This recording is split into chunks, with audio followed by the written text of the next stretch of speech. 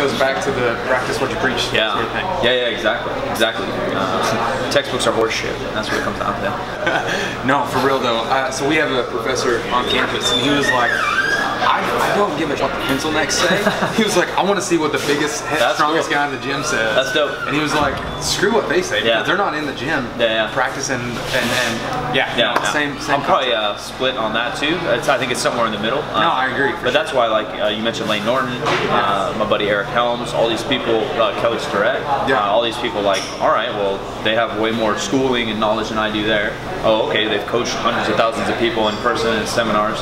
Oh, and they actually like compete. You know, like Lane Norton was a world record holder, and he studied protein synthesis and IFBB Pro too, right? He's natural pro, and then Eric Helms is the same, natural pro bodybuilder.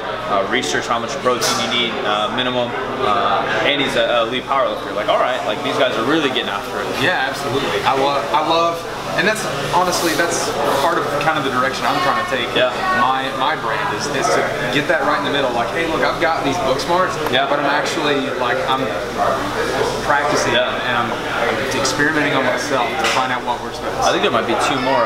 Brad Schoenfeld, is he down here? Do you know Brad Schoenfeld? I know the name, but I don't know where he is. I think he's in Texas. Brad Schoenfeld's a little older now, but that dude is ripped.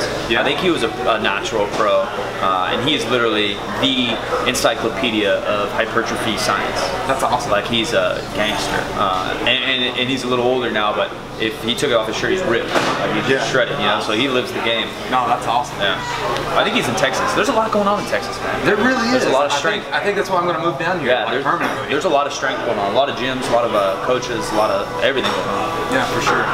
No, so you mentioned hypertrophy just now. Made me think. What's your opinion on working hypertrophy when it comes to powerlifting and Olympic lifting?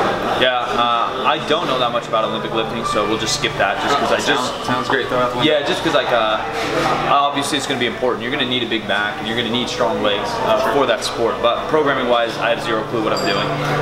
Powerlifting-wise, even CrossFit-wise, not that I've done CrossFit, but I've worked with a lot of high-level guys and girls. Hypertrophy is going to be key. You just have to know that, again, I think you mentioned even before, like that's kind of a 5 or 10 year thing to gain like muscle size. Strength thing, you can kind of start thinking about maybe a month, 2 months, 3 months. But you always kind of have to have that background of gaining muscle, not only to stay healthy, but potentially lift more weight. So powerlifting, there's multiple ways to do it, and I think you can kind of split up into two camps. One, you can gain hypertrophy from the main movements. And when I say main movements, yeah, it's squat, bench, dead, but it's also like overhead, vertical row, horizontal row, or pull. Yeah, so those are kind of the core in my mind. Or you can just do strength with the big three, squat, bench, dead, and gain hypertrophy from a variety of exercises, right? So one better than the other, I don't know. I'm probably more in the first camp where I think deadlifts and squats are a great way to build muscle. So if you're efficient enough in the movement, might as well do some sets of 8 to 12 here and there and build your legs and back up that way. Not to say I'm neglecting chin-ups and rows, those are involved, but I don't know if you need 20 different rowing movements from every single angle to be a good power lifter, to be a well-rounded athlete. And that's even talking rugby, that's talking basketball players that I've worked with. We do some kind of vertical row, some kind of horizontal row, some kind of external rotation, maybe a face pull, something like that, and we'll kind of be set to be healthy.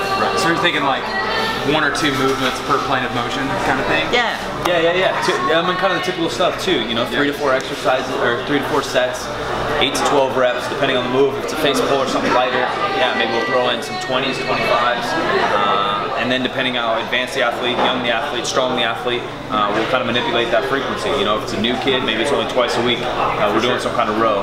If it's someone more advanced and it's an off season, yeah, maybe we're doing back for, you know, work for 3 times, 4 times a week, just because it's going to stabilize everything they do in football, basketball, etc. Right. No, that's awesome. And scheduling is a big thing, you know. So obviously it'd be great to train every single day, eat perfectly and whatever, but if you're a student, if you have kids, you can't do that. So you have to maybe only train 3 times a week and then slot things in. Modify the schedule to your specific needs. 100%. No, I completely agree. Well, so in talking, staying in the same realm, same subject, barbell versus dumbbell, what do you think? Yeah, I think it all depends on the goal. combination of both is obviously going to be best for most, and that goes back to if it's pure powerlifting. I think there's those two camps where I think you can build actually I know for a fact you can build a very strong human being with just using barbells. Right. But they gotta also know you can build a very strong human being with barbells, dumbbells, kettlebells, and a mix of all these things. So that'll probably end up more personal preference, I think, than individualization, where everyone thinks they're special and need a snowflake workout, where I actually don't think you do. I think we're all made up of the same tissues, and what's going to work for you mentally is more of the issue. Trust in the process than what's actually going to build in your bicep and build in my bicep, or 99.9% going to be the exact same thing. Right. You don't need a special, no, but I need to twist my pinky because my teeth, like, no, like, sorry bro, it doesn't work that way. Yeah. We're made of the same shit, and the only thing that'll decide it is maybe a little bit of genetics, a little bit of experience, and how like training years, and then strength. You know, if you squat 1,000 pounds, you probably can't squat every day. If you squat 400 pounds, you might be able to squat every day. Other than that, it's about the same. So back to the original question, dumbbells are a great tool. Some in the off season I use pretty good. I do a lot of pressing with it. Rowing, I'll do some kind of unilateral movement, whether it's a hammer strength type piece or a dumbbell.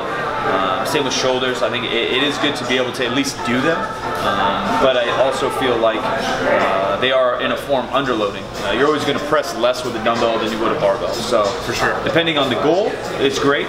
And also going back to like schedule and all this stuff, if you don't have access to a barbell with 315 on it, maybe you have to dumbbell press 100s instead. Right. No, that makes complete sense.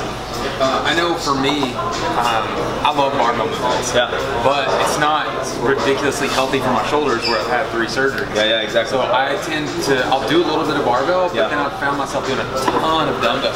And getting that good blend, like in the past few months, like I mentioned, I've seen just an explosion in strength and overall growth, and it's been fantastic to my own body to see what works best for me. Yeah, I think going back to my snowflake comment, I was being a dickhead, but there are more times individualized because you're a little bit of an extreme. You said 3 or 4 shoulder surgeries, like that's not common. So yes, you may need a little bit of different modification, but in terms of hypertrophy, strength, whatever, it's the same. You just have to work around some shit. No, for sure, I completely agree. So on the topic of my shoulder, the slingshot. Give me your opinion on the slingshot, how that could translate for someone like me who's had ridiculously amounts of injuries. Yeah, I think that's probably what it's best fit for. Feeling beat up, feeling achy, or the extreme of you know, a slight pec tear or something going on with your labrum, that you can use it and still get some kind of hypertrophy volume and working on the bench press. I also use it quite commonly when we're peaking for me, like super maximum training. So we'll touch 102, 105, 107% of our 1 rep max. Allow you to handle a little bit more weights, which you nerds can quote who wrote the article or science or whatever, but it's proven to kind of ramp you up a little bit. Doing it too much, that effect kind of goes away. So I'll add the slingshot in probably the last 4 weeks of the peak, or in the case of an exercise variation. So if we're benching twice a week and you need more volume or frequency to progress, we'll add in maybe a slingshot day, kind of a garbage day, for lack of a better term, where you can just get more work in without really being a detriment to your recovery. And those are the kind of main ways I'll use it. It's a great replacement for something like even a close grip or a block board press, where you're just kind of overloading the triceps, overloading that top half. And it's just another great tool to have. You know, it's not needed, it's not necessary, but nothing really is to get strong. So it's just another tool in the toolbox. No, I like that. That's awesome. Let's dive off of training a little bit. What about like nutrition? What's your opinion on nutrition? Yeah, I follow. It's kind of like training in my head that I think there's some things that are optimal and work for most, but I don't think there's one way or anything.